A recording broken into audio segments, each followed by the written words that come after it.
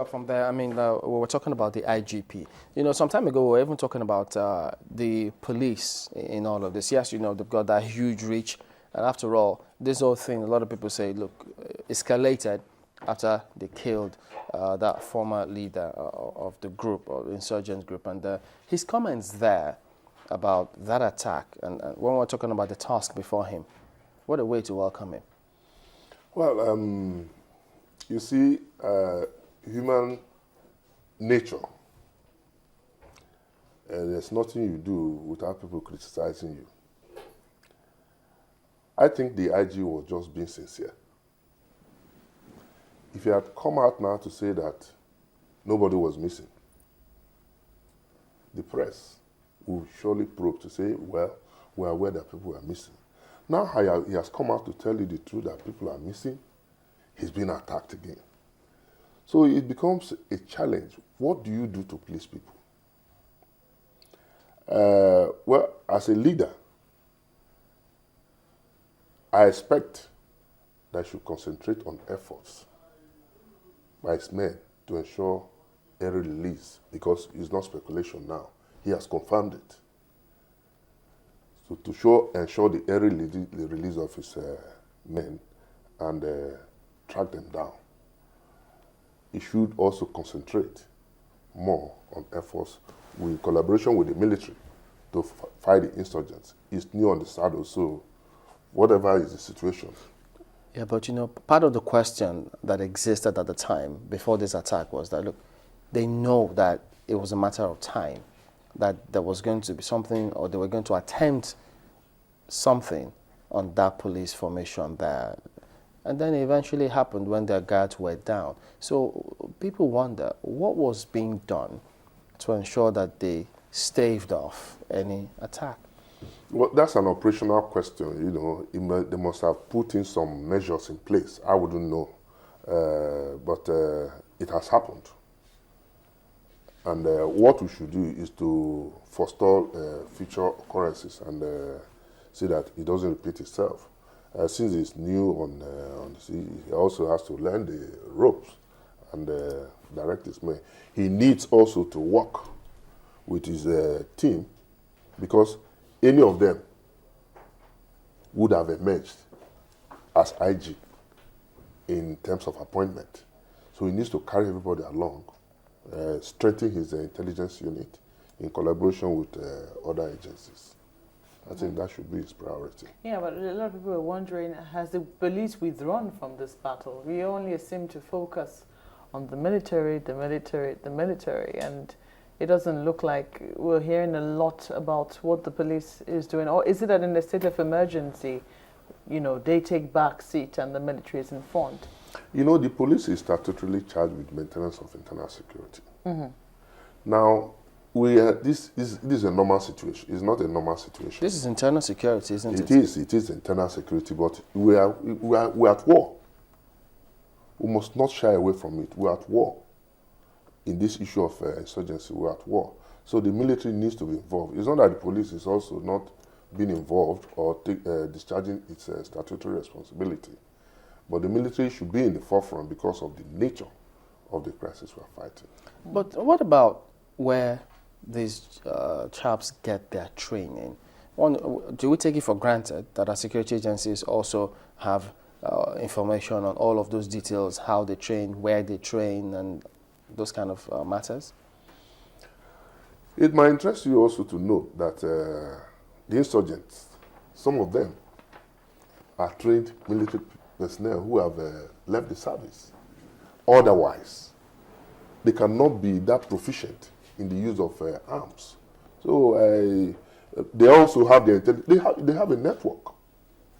They have the intelligence unit, they have the operational unit, and everything that a normal security organization has. So they also have the information, and they have the information. They also plan deception. So you never can tell. The possibility also of people, moles, within the services cannot be ruled out. I know we also keep saying this part on a regular basis, because when we talk about security, it's not just about picking the guns, getting to the battle, and bringing down the next person. There has to be it's a complex whole. I mean, we're talking about the database for planning. Now, who was talking about having this digital detail or information on all of these activities? Are we doing anything about building that database to ensure that, look, we also know what we're up against? Yes, I think the government is also doing certain things about that. Like you look at the Identity Card Management Commission, you look at the issue of SIMs registration.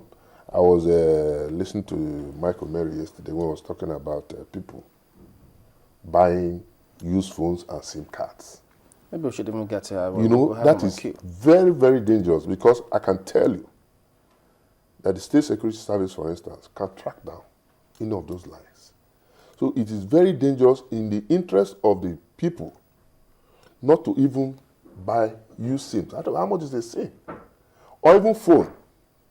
Used phones, they are dangerous because they have their own numbers that can be tracked. So the most important thing is that people should be conscious, maybe because times are hard. I was listening to your report. How much is a telephone, for instance? That people should go to buy second-hand phones and the rest of them. Yeah, but remember, we also did say that the NIC needs to speak with the NCC.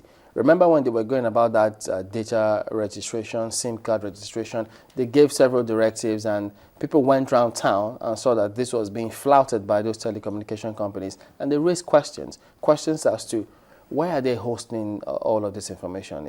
Is it the one they talked about? Which card is that again? Is it going to be hosted in Nigeria? If another country has access to our database, is that not a security risk? Have we sorted all those issues out? No, we need to establish our own database before we talk of people accessing it from outside the country. So I think what we should concentrate on is, first of all, know our population. Everybody must be identified.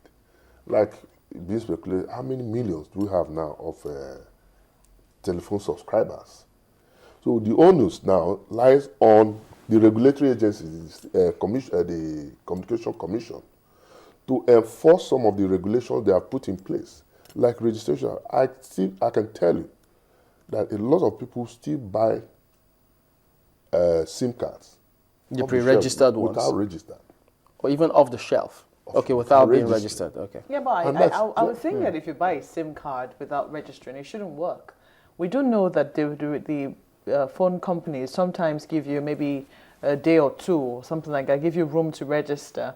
And immediately, if you do not register it, after 2 days or so, I don't know if it's up to that anymore, it ceases to function. I don't think so, because you see, some people have true caller IDs. And as I talk to you, people will call you, you have a true caller ID, and the thing doesn't show. That means that number is not registered. Because, I mean, with this point now, when because you go if it's registered, the name will be there. Even when you go along some West African countries, you can't hide your ID. Your ID must always show if you're making any call. But when you come in here, you can hide your ID and call someone. So are those not part of what security should be asking the NCC? Why is this the case where in an emergency situation in this country, so many things must change? Or it doesn't matter? No. That's why I said that the regulatory agencies, Communication Commission, should ensure strict compliance and enforcement of its regulations, especially in the area of registration of SIM cards, because the terrorists operate on communication. They use phone. Without communication, they cannot operate. So if they are in fact, I think the State Security Service and other agencies should collaborate very strongly with the NCC to ensure that all SIM cards are registered.